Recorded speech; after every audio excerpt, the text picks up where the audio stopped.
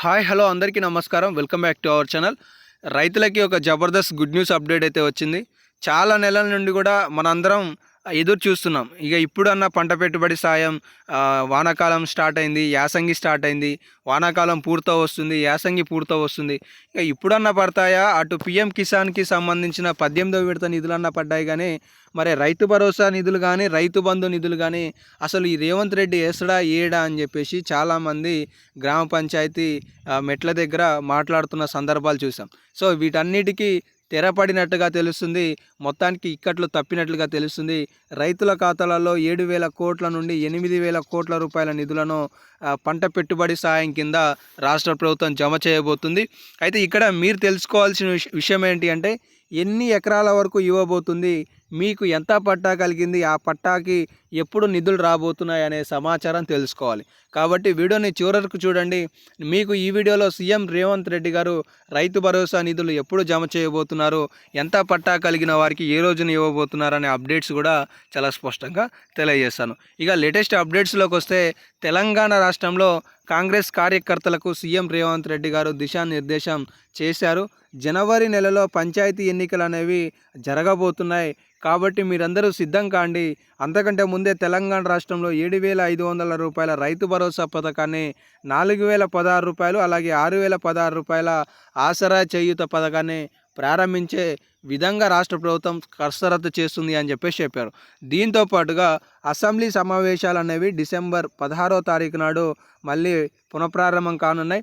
ఈ అసెంబ్లీ సమావేశాలలో రైతు భరోసా 7,500 రూపాయలకి సంబంధించిన పథకంపై కొత్త జీవో తీయడానికి గల కారణాలు ఏంటి అంటే, గతంలో సీఎం కేసీఆర్ గారు 5,000 రూపాయల రైతు బంధు పథకం ఇచ్చేది. దీనికి కాంగ్రెస్ ప్రభుత్వం 2,500 జోడించి 7,500 రూపాయల రైతు భరోసా పథకానికి శ్రీకారం చుట్టనుంది. కాబట్టి ఈ పథకాన్ని రద్దు చేసే ముందు ఈ తీసుకురాబోయే కొత్త నియమ నిబంధనలకి సంబంధించిన విధి విధానాల ఇంప్లిమెంట్లో ఒక కొత్త జీవోని రాష్ట్ర ప్రభుత్వం ప్రవేశపెట్టబోతుంది. దానికంటే ముందే రాష్ట్ర వ్యాప్తంగా ప్రజా అభిప్రాయ సేకరణ చేపట్టింది. కాబట్టి ఆ బిల్లుని ప్రస్తుత అసెంబ్లీ సమావేశాలలో ప్రతిపక్ష మిత్రపక్ష నాయకుల నుండి సలహా సూచనలను తీసుకొని ఆ బిల్లును ఆమోదం తెలుపబోతుంది. అయితే మొత్తానికి తెలంగాణ రాష్ట్రంలో గతంలో సీఎం కేసీఆర్ గారు ఎంత పట్టా కలిగి ఉన్నా కూడా 7,600 కోట్ల రూపాయల మేర నిధులు అనేవి రైతుల ఖాతాలలో జమ చేశారు. కానీ కాంగ్రెస్ రాష్ట్ర ప్రభుత్వం మాత్రం సీలింగ్ వ్యవస్థ ద్వారా పరిమితికి మాత్రమే సీలింగ్ తీసుకురాబోతున్న సమాచారం మీకు కూడా తెలుసు. అయితే ఎంతమందికి అనే దానిపై చాలామందిలో స్పష్టత లేదు. మీరు ఇక్కడ ఒక కాలపట్టికను చూసుకోవచ్చు. తెలంగాణ రాష్ట్రంలో 1 ఎకరం పట్టా కలిగిన వాళ్ళు, అంటే 1 ఎకరం లోపే, కరెక్ట్గా ఎకరం లోపు కలిగిన వాళ్ళు 24 లక్షల మంది ఉంటే, సుమారుగా 800 కోట్ల మేర 7,500 రూపాయలతో ఖర్చు అనేది చేయబోతుంది సుమారుగా. ఇలా 2 ఎకరాల పట్టా కలిగిన రైతులు తెలంగాణ రాష్ట్రంలో 17 లక్షల మంది ఉంటే 1,500 కోట్ల మేర ఖర్చు చేయనుంది. ఇలా తెలంగాణ రాష్ట్ర వ్యాప్తంగా కూడా 5 ఎకరాల లోపు రైతులు 64,75,000 నుండి సుమారుగా ఉంటే వీళ్ళకి 7,000 కోట్ల రూపాయల మేర ఖర్చు చేయనుంది అనే విశ్వసనీయ సమాచారం తెలుస్తుంది.